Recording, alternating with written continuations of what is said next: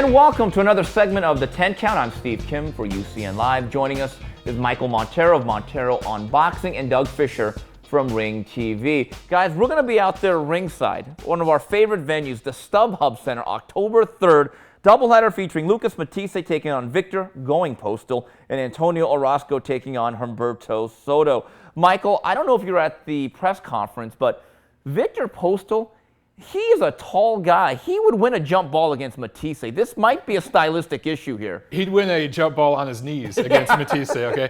And, you know, a few years ago, this match, I would have said Matthysse all the way. But the height difference and the fact that Matthysse has been in several wars, wars of attrition, like not just the Provodnikov, but you go last year with Molina, who is also a taller, rangier guy and gave him trouble early on.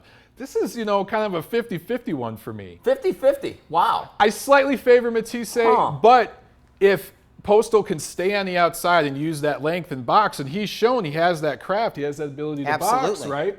This could get interesting. I agree with you. Decision. I agree. I don't have a favorite in this fight. Yeah. I can't. I mean, people are gonna make me pick. Say you can't stay on the fence or whatever. You got to choose one of them. And I might go with Matthysse because of his activity. He's a very busy boxer puncher, and he showed some nice skills against Ruslan Provodnikov. But Postol is the antithesis of Provodnikov. He's not short and squat and with power. Right. He's tall, he's rangy, he's a pure technician. He's actually one of the better technicians in the game. If he was African American or Cuban, he'd have a whole contingent of hardcore Twitter fans. I can say it. And no, it's true. The guy is he's got a great jab, very nice straight right hand. He has good footwork. He's very patient. He never gets pulled in to slugfest. Yeah. It's not going to be a Lucas Matthysse fight that we've become accustomed to. Provodnikov is a heavy-handed pressure fighter. John Molina is a pure puncher, and both those guys were very gutsy. I don't know about the heart of Postol. I do know he's been in with some decent fighters. I don't know how gutsy he is, but I do know that he's durable, that he's a very good athlete. He's as tall as we've noted, probably the tallest junior welterweight in boxing right now, at least well-ranked. This is it's an interesting style mesh. I think it's going to be an entertaining fight, but it's not going to be a fight of the year candidate. Yeah, you know, one of the things with Matthysse is he's going to have problems navigating the distance and closing the gap. But unlike Molina, who you've referenced, tall, gangly guy, Molina could really bang. And this guy's much more technical. Can Postol keep the machine off of him going into the second half of the fight? But that's the drama of it. I think this is a very tough fight, and it'll be one of these victories. And people always say that Matthysse is overrated. I disagree because I thought he beat Devin Alexander. I thought he caught up to Zab Judah. He had one kind of off night against Danny Garcia. But it'll be one of those solid victories that we look back in years and say, that was not an easy night at the office. Should he get the W? Now, leading off this HBO broadcast, I think is a great crossroads fight. Humberto Soto, the schleprock of boxing, I think he's finally got an opponent that's going to show up to the dance, and Antonio Orozco. I love this fight because we're going to see if this young man is ready, and we're going to see if Humberto Soto can still be considered a top-flight, elite, world-class fighter.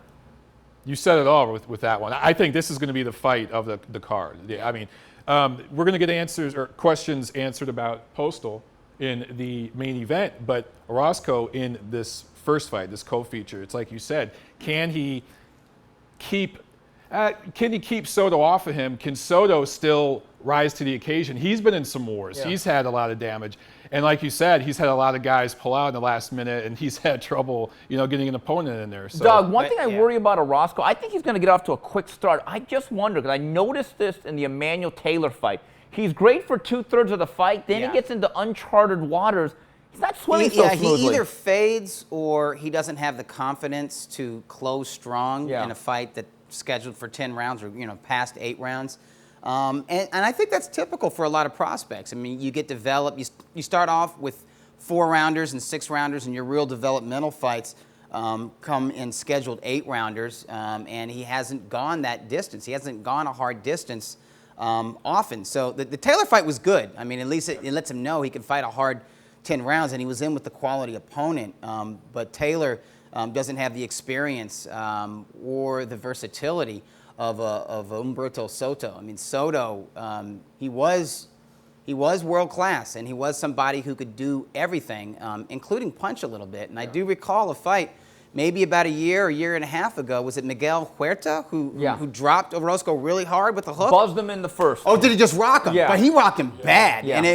And that stays in your head, so you wonder what happens when Soto lands some of his best punches, because Soto could always punch, he had decent speed, and he was very accurate. And another factor, Soto for a stretch post-Matthysse a couple years ago spent time at 147. Now, he was beating kind of like what I'd call blown-up Mexican welterweights that may have been really out-of-shape lightweights.